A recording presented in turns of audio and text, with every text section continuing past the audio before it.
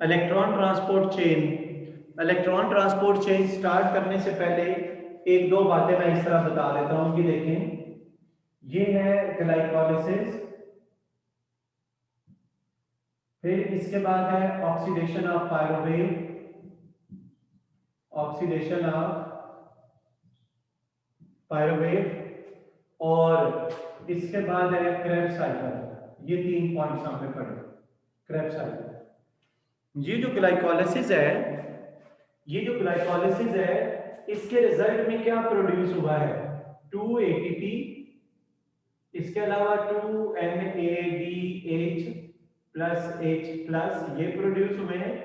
Pyruvate oxidation के result में हमें क्या प्रोड्यूस हुआ है?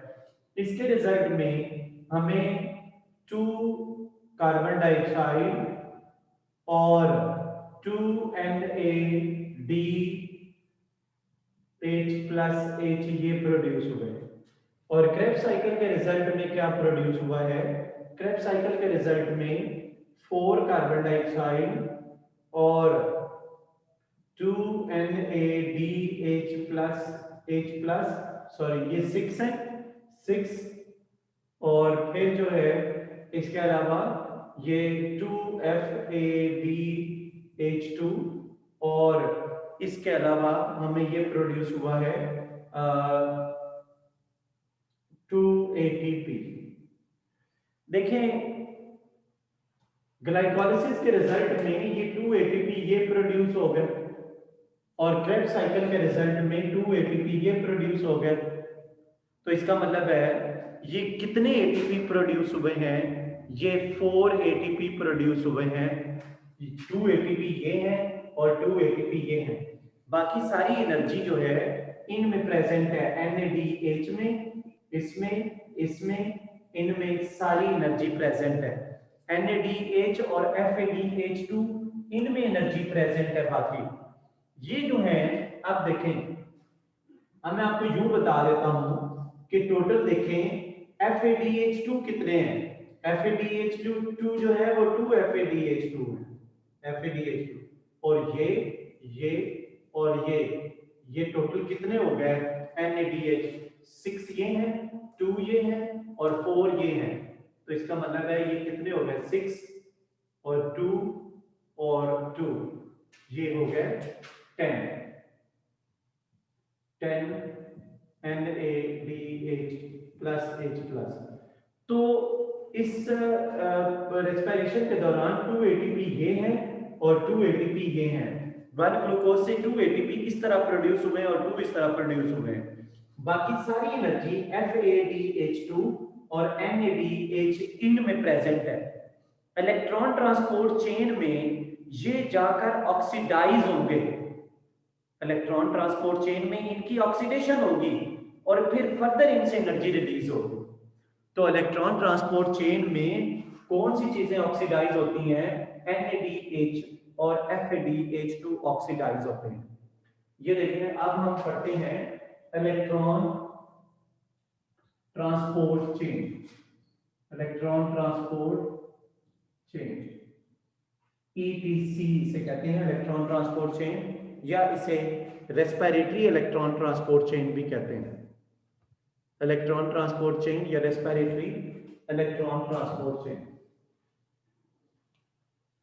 देखें, इलेक्ट्रॉन ट्रांसपोर्ट चेन क्या है, मैं इसकी डेफिनेशन आपको बताता हूं। इलेक्ट्रॉन ट्रांसपोर्ट चेन, पहले मैं इसके कंपोनेंट्स आपको बता देता हूं।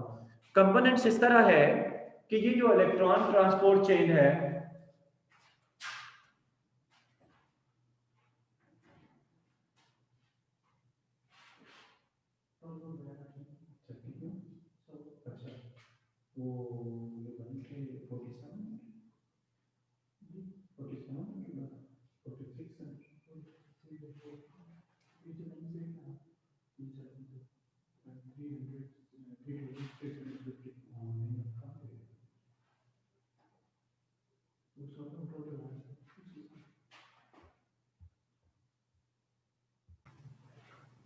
अच्छा देखें, रेस्पिरेटरी चेन या इलेक्ट्रॉन ट्रांसपोर्ट चेन क्या है बेटा?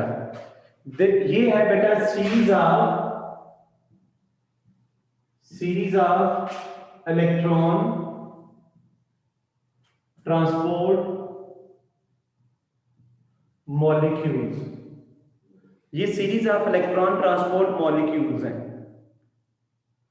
ये जो बेटा इलेक्ट्रॉन ट्रांसपोर्ट मॉलिक्यूल्स हैं, इनको ऑक्सीडेशन रिडक्शन सब्सटेंसेस भी कहते हैं।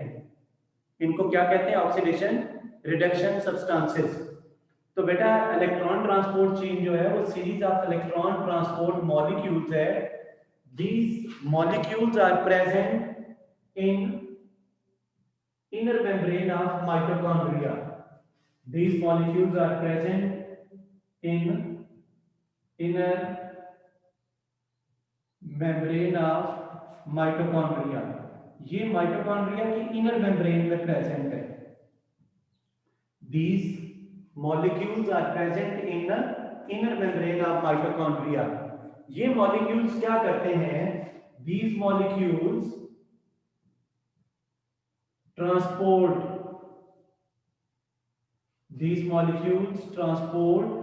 electrons, ये इलेक्ट्रॉन को ट्रांसपोर्ट करते हैं।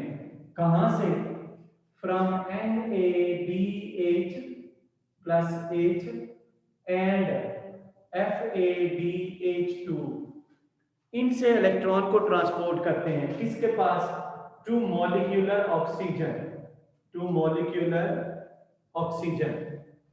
ये जो मॉलिक्यूल्स हैं ये इलेक्ट्रॉन को ट्रांसपोर्ट करते हैं, इनसे इलेक्ट्रॉन को ट्रांसपोर्ट करते हैं molecular oxygen. As a result of flow of electron, जब इलेक्ट्रॉन्स फ्लो होते हैं, as a result of flow of electrons, energy is released. Energy उनकी रिलीज होती है इलेक्ट्रॉन की। This energy is used to make ATP. ये energy ATP बनाती है by mechanism known as chemiosmosis। देखिए मैंने आपको डेफिनेशन बताई इलेक्ट्रॉन ट्रांसपोर्ट चेन की।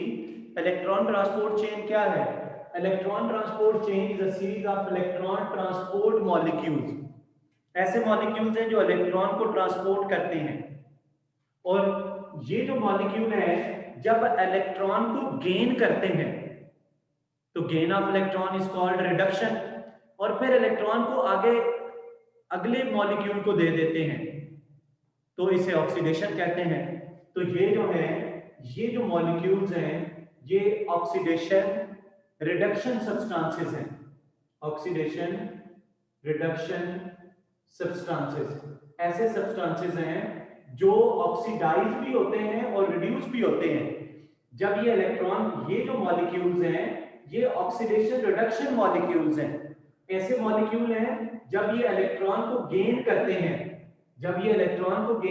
तो इनकी ऑक्सीडेशन होती है, और जब ये इलेक्ट्रॉन को लॉस करते हैं तो इनकी रिडक्शन होती है। तो ये जो है इलेक्ट्रॉन ट्रांसपोर्ट चेन, ये chain of electron transport molecules हैं, ऑक्सीडेशन रिडक्शन मॉलिक्यूल्स हैं। और ये जो मॉलिक्यूल्स हैं ये कहां प्रेजेंट हैं? इन inner membrane of mitochondria. Mitochondria की इनर मेम्ब्रेन में प्रेजेंट है। इनका काम क्या है? इन मॉलिक्यूल का काम क्या है? दीज मॉलिक्यूल ट्रांसपोर्ट, किसको ट्रांसपोर्ट करते हैं? इलेक्ट्रॉन्स को। कहां से? NADH और FADH टू मॉलिक्यूलर ऑक्सीजन।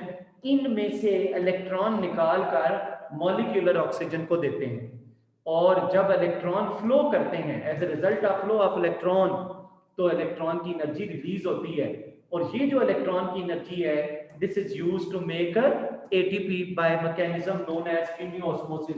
ये कीमियोस्मोसिस मैं आपको आगे चलकर बताऊंगा।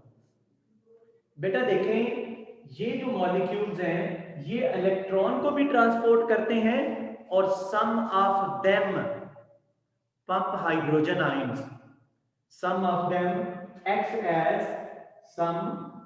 of them also acts as hydrogen pumps।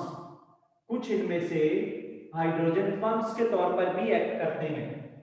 Some of them acts as hydrogen pump। देखें ये जो मॉलिक्यूल्स हैं, ये मॉलिक्यूल इलेक्ट्रॉन को भी ट्रांसपोर्ट करते हैं, और इनमें से कुछ मॉलिक्यूल, इनमें से इस सीरीज के, इस चेन के कुछ मॉलिक्यूल जो है वो किसके तौर पर काम करते हैं, act as hydrogen pump, hydrogen pump के तौर पर काम करते हैं। ये माइटोकॉन्ड्रियल मैट्रिक्स से इंटरमेम्ब्रेन स्पेस की तरफ हाइड्रोजन पंप करते हैं। किस तरफ हाइड्रोजन पंप करते हैं? From intermembrane, from matrix to intermembrane space. Mitochondria के मैट्रिक्स से दोनों मेम्ब्रेन के दरमियान जो स्पेस है उसकी तरफ हाइड्रोजन को पंप करते हैं, और ये इलेक्ट्रॉन को भी ट्रांसपोर्ट करते हैं, इसलिए इसे इलेक्ट्रॉन ट्रांसपोर्ट चेन कहते हैं। ये क्लियर होगी बात? ये मैंने आपको अभी मैंने डायग्राम इसकी नहीं बनाई, मैं नेक्स्ट लेक्चर में इसकी डायग्राम बना के डिटेल से आपको बताऊंगा कि ये कंपोनेंट्स कैसे वर्क करते हैं, इन कंपोनेंट्स के नेम क्या है, इन कंपोनेंट्स की तरतीब क्या है, माइटोकॉन्ड्रिया में कैसे अरेंज हैं, इनके वर्किंग का मैकेनिज्म क्या है, ये कैसे इलेक्ट्रॉन को आगे ट्रांसपोर्ट करते हैं, ये कैसे हाइड्रोजन आयंस को पंप करते हैं, और फिर एटीपी कैसे बनती है, और ये मैकेनिज्म कैसे होता है, ये नेक्स्ट लेक्चर में हम देखेंगे।